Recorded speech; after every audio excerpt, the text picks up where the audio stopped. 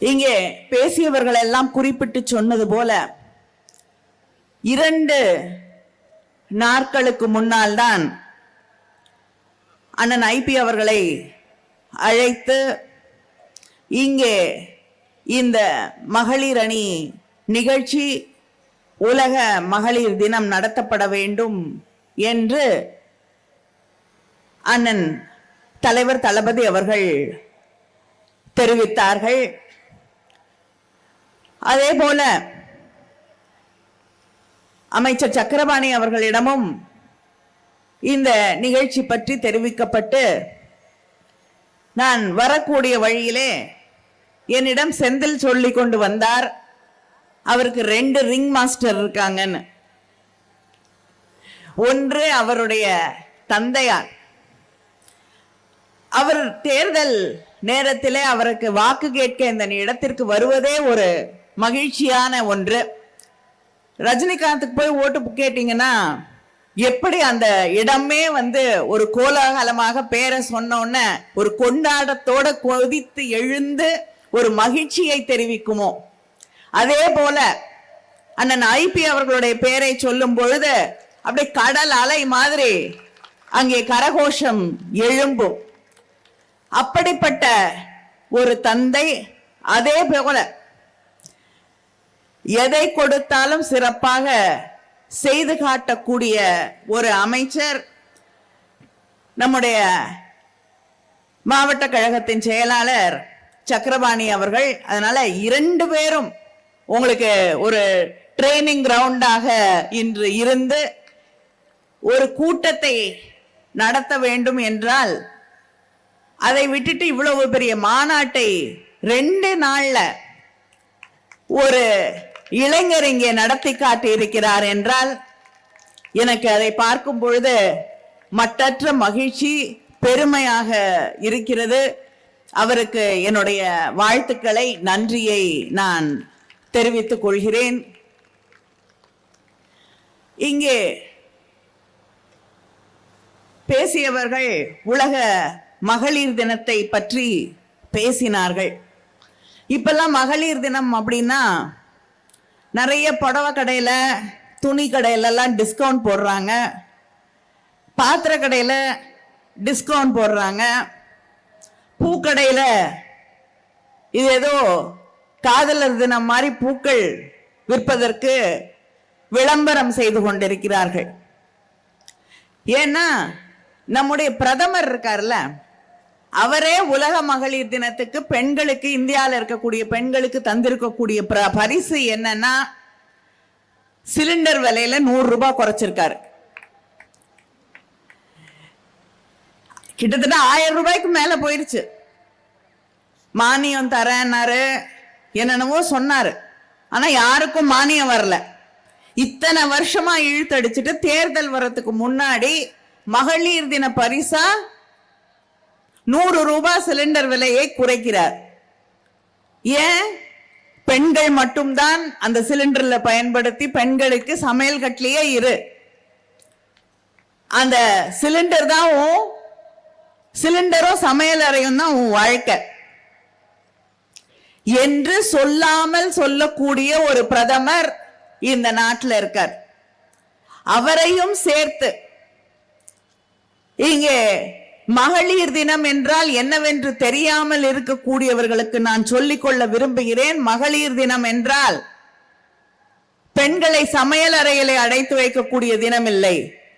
கிட்டத்தட்ட நியூயார்க் நகர தெருக்களிலே பெண்கள் 15,000 பேருக்கு மேல எங்களுக்கு நியாயமான நேரம், உழைக்கக்கூடிய நேரம் நியாயமானதாக இருக்க வேண்டும், எங்களுடைய உழைப்புக்கு நியாயமான சம்பளம் வழங்கப்பட வேண்டும், ஓட்டுரிமை வேண்டும் என்று 15,000 பெண்கள் அங்கே ஒரு போராட்டத்தை நடத்தி காட்டினார்கள். அந்த தினம்தான் மகளிர் தினமாக கொண்டாடப்படுகிறது. தந்தை பெரியார் அவர்கள் சொன்னாங்க, இந்த சமையல் அறையில இருக்கக்கூடிய பெண்களோட கையில இருக்கக்கூடிய கரண்டி எல்லாம் பிடுங்கிட்டு புத்தகத்தை கொடுங்கள், இந்த நாடு முன்னேறும் என்று. அதை செய்யக்கூடிய தினம்தான் மகளிர் தினம். அதனால இந்த கேஸ் சிலிண்டர் விலை குறைக்கிறதெல்லாம் மகளிர் தினம் இல்லை, அது மகளிரை கொச்சைப்படுத்தக்கூடிய தினம். அது ஏன்னா தேர்தல் நேரத்தில் நீங்க 100 ரூபாய் குறைச்சிங்கன்னா எல்லா பெண்களும் நம்பி ஓட்டு போட்டுருவாங்கன்னு ஒரு கணக்கு. ஆனால் தமிழ்நாட்டு பெண்கள், இந்திய பெண்கள் இனிமேல் ஏமாற தயாராக இல்லை. அவர்களுக்கு தெரியும் பெண்களுக்காக நடத்தப்படக்கூடிய ஆட்சி எது, பெண்கள் முன்னேற்றத்திலே அக்கறை கொண்டிருக்கக்கூடிய கருத்தியல் எது. அது திராவிட மாடல் ஆட்சி, தந்தை பெரியாரின் வழியிலே, பேரறிஞர் அண்ணாவின் வழியிலே, தலைவர் கலைஞரின் வழியிலே நடந்து கொண்டிருக்கக்கூடிய நம்முடைய முதலமைச்சர் அண்ணன் தளபதி அவர்களுடைய திராவிட மாடல் ஆட்சி என்பதை தமிழ்நாட்டு பெண்கள் மட்டும் இல்ல, இந்த நாட்டிலே இருக்கக்கூடிய அத்தனை பெண்களும் உணர்ந்திருக்கிறார்கள். நம்முடைய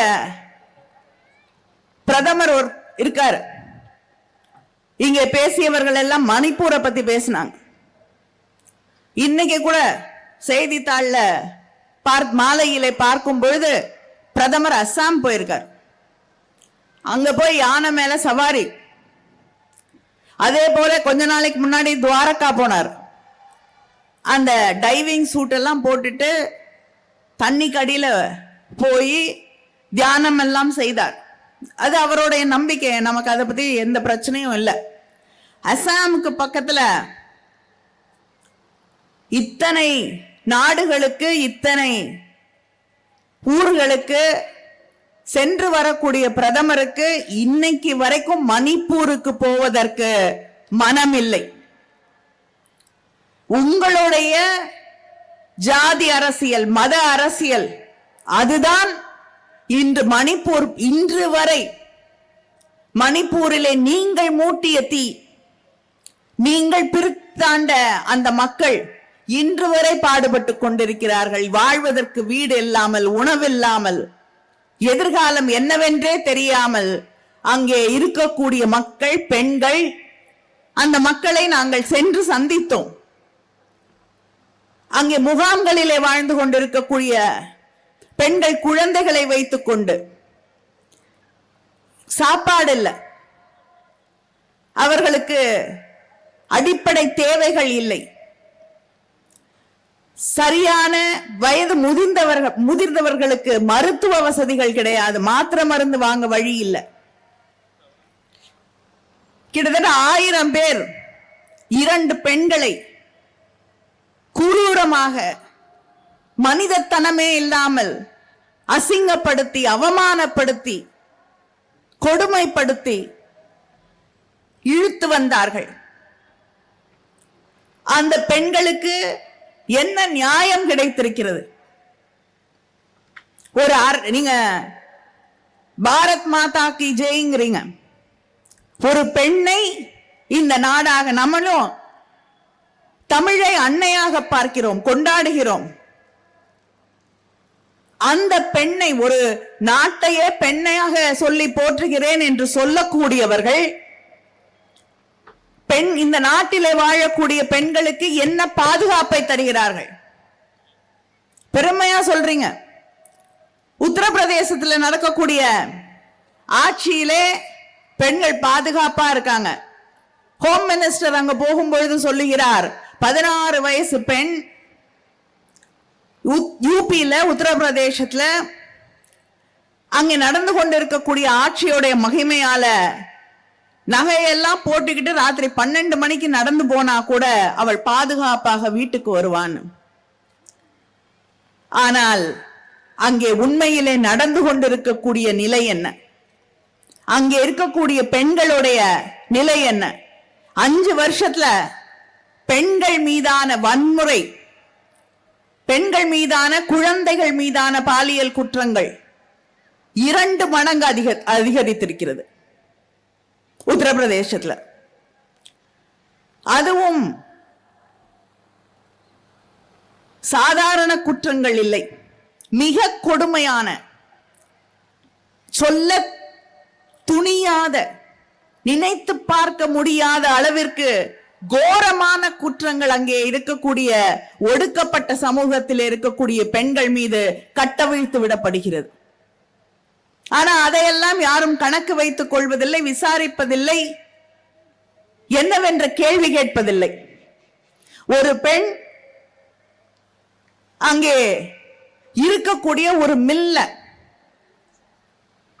பாலியல் பலாத்காரத்திற்கு வன்முறைக்கு ஆளாக்கப்பட்டு கொலை செய்து அங்கே கிடக்கிறாள்.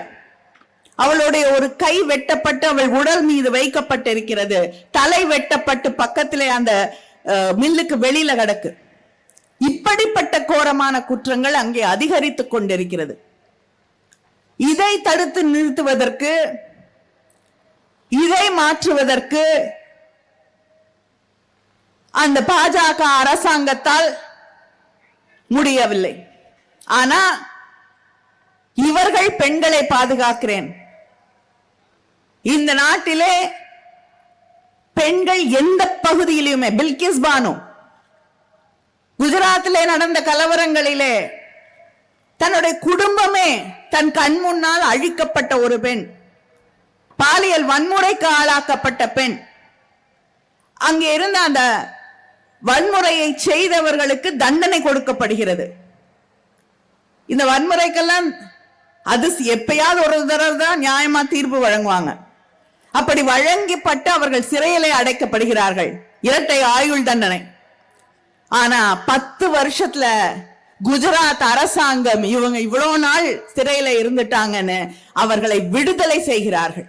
ஒரு குடும்பத்தையே அழித்து, ஒரு பெண்ணுடைய வாழ்க்கையை அழித்து, அவளுடைய நம்பிக்கைகளை அழித்து, அவளை கொடுமைப்படுத்திய அவர்களை அந்த அரசாங்கம் விடுதலை செய்கிறது. சுப்ரீம் கோர்ட் தலையிட்டு மறுபடியும் அவர்கள் சிறைக்கு அனுப்பப்படுகிறார்கள். பாதுகாப்பு இருக்கு. பெண்களுக்கான என்ன திட்டங்கள் இருக்கு? ஒன்றும் கிடையாது. வேலை வாய்ப்புகள் கிடையாது. இளைஞர்களுக்கு, இளம் பெண்களுக்கு வேலை வாய்ப்பு வேணும்னு கேட்டா போய் பக்கோடா போடுங்கிறாங்க. அதுவும் ஒரு வேலை வாய்ப்பு என்று. ஆனால் தமிழ்நாட்டிலே நம்முடைய முதலமைச்சர் அவர்கள் நான் முதல்வன் என்ற திட்டத்தை கொண்டு வந்து நம்ம வீட்டு பிள்ளைகள் படித்துவிட்டு அந்த இண்டஸ்ட்ரி, அந்த தொழில் முனைவோர்கள் என்ன எதிர்பார்க்கிறார்களோ அதை தெரிந்து கொண்டு அவங்களுக்கு வேலை வாய்ப்புகள் கிடைக்க வேண்டும் என்ற ஒரே காரணத்திற்காக கிட்டத்தட்ட வெளியில போய் அந்த பயிற்சிகளை எடுத்தால் 50,000 ரூபாய்க்கு மேல கட்டணும். ஆனால் அதை அரசு செலவிலே செய்து நம்முடைய இளைஞர்களுக்கு, இளம் பெண்களுக்கு வேலை கிடைக்கக்கூடிய அந்த வாய்ப்பை உருவாக்கி தந்திருப்பது நம்முடைய முதலமைச்சர் அண்ணன் தளபதி அவர்கள். இங்கே எங்களுடைய அமைச்சர், எங்க மாவட்டத்தின் அமைச்சர் கீதா ஜீவன் அவர்கள் பேசினார். அவருக்கு தெரியும் இங்கே சகோதரிகள் அங்கிருந்து வந்திருக்காங்க, எவ்வளவு மோசமாக தூத்துக்குடி மாவட்டம் பாதிக்கப்பட்டது என்று. முதலமைச்சர் அவர்கள் வந்து அங்கே இருக்கக்கூடியவர்களுக்கு நான் இருக்கிறேன் என்று ஆதரவாக அங்கே வந்து அங்கே இருந்த அந்த நிலையை பார்த்து விட்டு சென்றார்கள். அதற்கு பிறகு ஒன்றிய நிதி அமைச்சர் நிர்மலா சீதாராமன் அவர்கள் வருகிறார். பல இடங்களுக்கு சென்று பார்வையிடுகிறார். மிக முக்கியமாக ஒரு கோயிலுக்கு போய் சுத்தி வேலி போடுங்க, சகதியா இருக்கு அப்படின்னு சொல்லிட்டு போனார். சரி சொல்றாங்க, ஏதாவது செய்வாங்கன்னா இன்று வரை 1 ரூபாய் தூத்துக்குடிக்கோ சென்னைக்கோ வெள்ளத்தால் பாதிக்கப்பட்ட சென்னைக்கோ வரவில்லை. நீ கொடுத்தா கொடு, என் மக்களை நான் பாதுகாப்பேன் என்று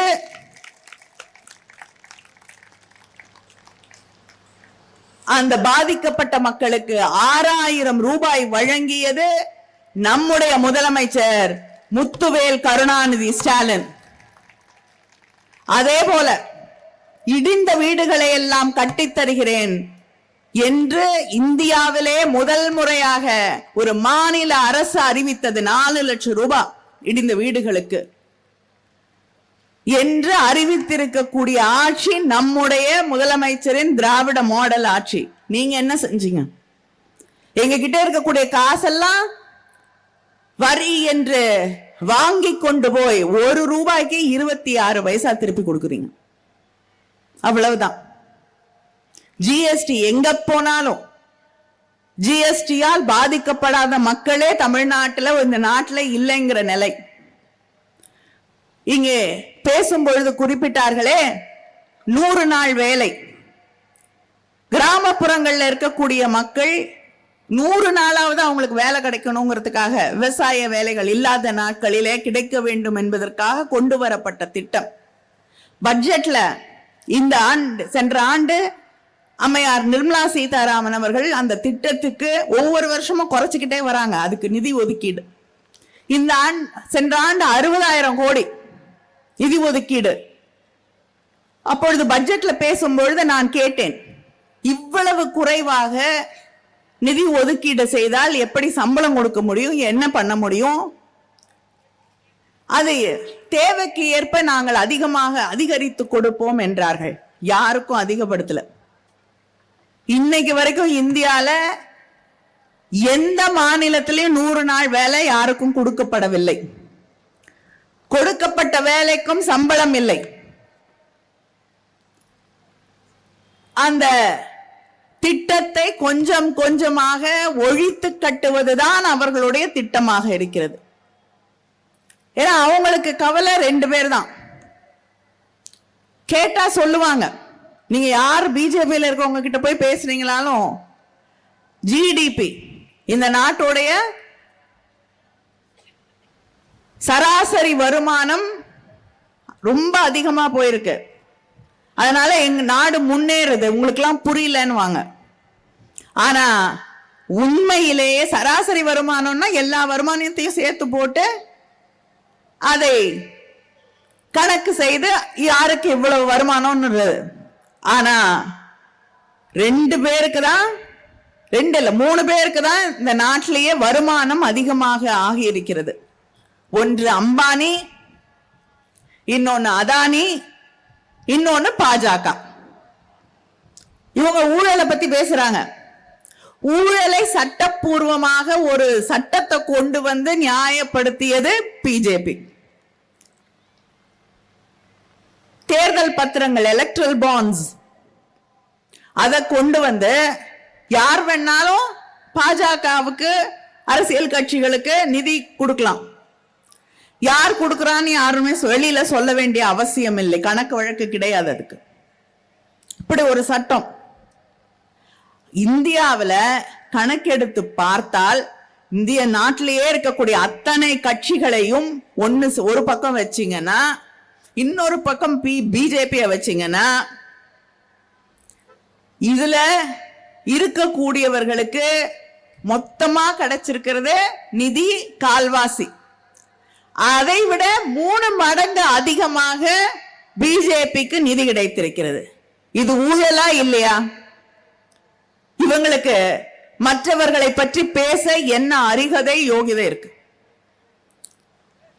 இப்படி தொடர்ந்து சாதாரண சாமானிய மக்களுக்கு, விவசாயிகளுக்கு, தொழிலாளர்களுக்கு, சிறுபான்மை மக்களுக்கு, பெண்களுக்கு, இளைஞர்களுக்கு எதிராக இப்ப கூட விவசாயிகள் டெல்லிக்குள்ள வந்துடக்கூடாதுங்கிறதுக்கு கம்பி, சிமெண்ட், செவரு, அவங்க என்ன உங்களை தாக்கவா வராங்க?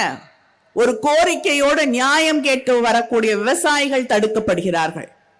இப்படிப்பட்ட ஒரு ஆட்சி, பெண்களுக்கு பாதுகாப்பே இல்லாத ஆட்சி, இந்த நாட்டை மதத்தின் பேரால், ஜாதியின் பேரால் பிரித்தாள நினைக்கக்கூடிய ஒரு ஆட்சி மறுபடியும் இந்த நாட்டிலே வந்துவிடக் கூடாது.